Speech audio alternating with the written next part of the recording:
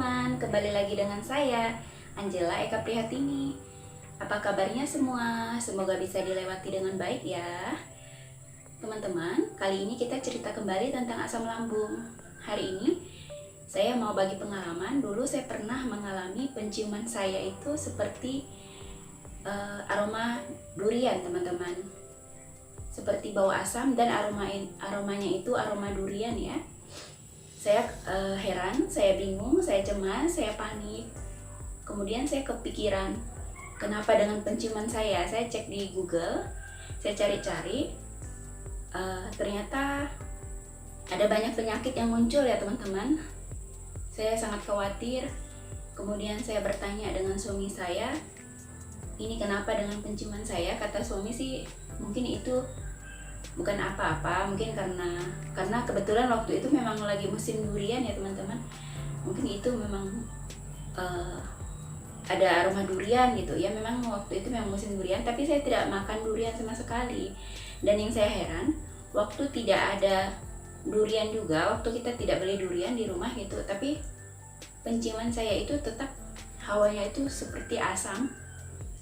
Maksudnya penciuman saya itu tidak normal gitu, seperti baunya saya bisa cium sendiri dari penciuman saya ya, asam dan bau durian gitu.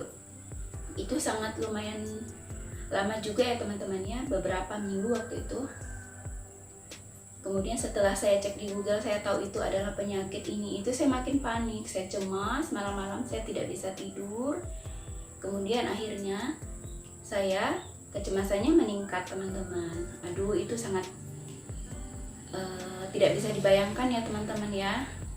Perasaan saya jadi tidak nyaman, cemas naik, asam lambung naik, berputar-putar teman-teman. Saya seperti orang sakit, yang saya lemah, saya tidak gairah, pokoknya saya tidak senang sekali teman-teman. Saya tidak enak rasanya badan, seperti orang sakit, tapi sebenarnya saya tidak sakit gitu.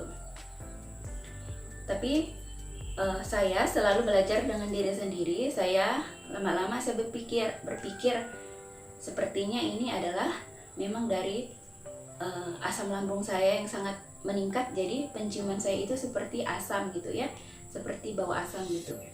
Jadi saya berusaha tenang, itu selalu kunci saya ya teman-teman ya, dalam setiap kecemasan ataupun asam lambung saya naik, kepanikan saya selalu tenang. Saya berusaha tenang, saya minum air putih yang banyak, saya tenang, saya berusaha untuk tidak memikirkan, untuk segera penciuman yang bau asam itu hilang gitu. Saya tidak mau memikirkan itu, jadi saya berusaha tenang aja, meskipun sebenarnya saya itu cemas.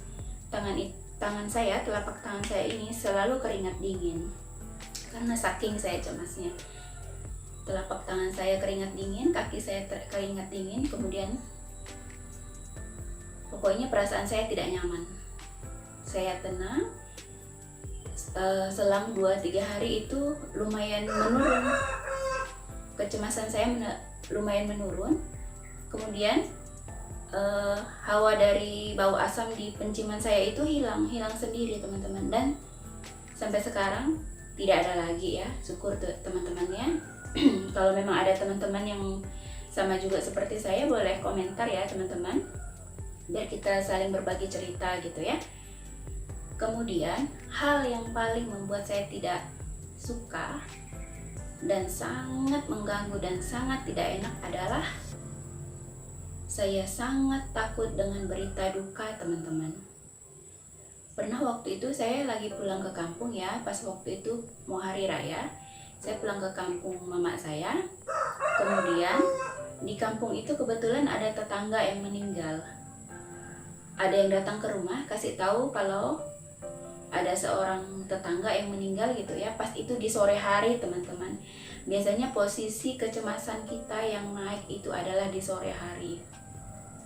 Kemudian dia menyampaikan kabar duka. Saya di dapur, waktu itu saya sedang masak di dapur di rumah mama saya ya. Lutut saya langsung bergetar teman-teman. Saya hampir ambruk, sepertinya saya itu hampir ambruk. Dan kebetulan saya itu tidak menceritakan sakit saya dengan mama saya karena takut beliau kepikiran. Yang tahu cuma suami saya, semua keluarga saya yang lain tidak tahu ya. Saya cuma cerita dengan suami. Dan pada saat itu suami saya sedang tidak di rumah, sedang main di rumah tetangga yang lain gitu ya. Karena kita kan jarang-jarang pulang ke kampung gitu ya. Jadi ada kesempatan untuk berkunjung ke rumah orang. Dan saya jarang main kalau saya pulang ke kampung. Pas saya sudah mendapatkan sakit GERD dan anxiety ini, saya takut gitu kalau mau main ke rumah orang. Saya merasa tidak aman. Jadi saya di rumah. Lanjut cerita yang tadi, kemudian tangan saya langsung dingin, saya bergetar, mungkin muka saya langsung pucat ya, bibir saya langsung duduk, saya minum air putih, mama saya tidak tahu ya teman-teman. Saya langsung masuk ke kamar, saya duduk diam. Rasanya saat itu saya seperti mau roboh, seperti mau mati teman-teman. Itulah pengalaman yang sangat menakutkan, yang sangat membuat saya tidak nyaman.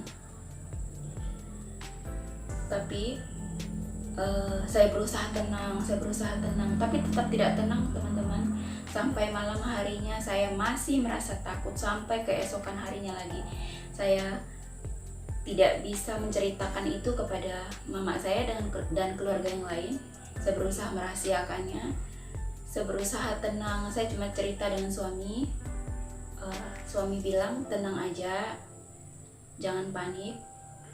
Tapi saya tetap tidak bisa tenang teman-teman. Saya berdoa, saya masuk ke kamar, saya berdoa, saya mohon kepada Tuhan, saya mohon saya dikuatkan, saya mau disembuhkan. Doa saya selalu seperti itu. Dan lama-lama kemudian keesokan harinya itu ya, hilang sendiri perasaan yang sangat takut itu. Tapi masih ada rasa takutnya sedikit, masih ada. Dan itu membuat asam lambung saya semakin meningkat. Jadi waktu saya di liburan di kampung itu, saya tidak menikmati sama sekali teman-teman. Sangat meresahkan. Waktu ada orang bertamu di rumah itu kan lagi lagi hari raya ya. Jadi kalau ada orang bertamu di rumah, saya tidak mau berkumpul dengan orang ramai-ramai di rumah. Biasanya sampai mama saya panggil, kenapa tidak duduk di depan? Saya bilang saya lagi tidak enak badan, mau baring aja di kamar. Itu sangat tidak enak teman-teman. Mungkin ada juga teman-teman di sini yang mengalami, boleh cerita ya teman-teman ya. Videonya ini kita lanjutkan lagi di bagian berikutnya ya, next video, karena HP saya tidak mampu menampung banyak dengan video panjang gitu ya teman-teman ya. Bye bye, nanti kita sambung lagi. Bye bye.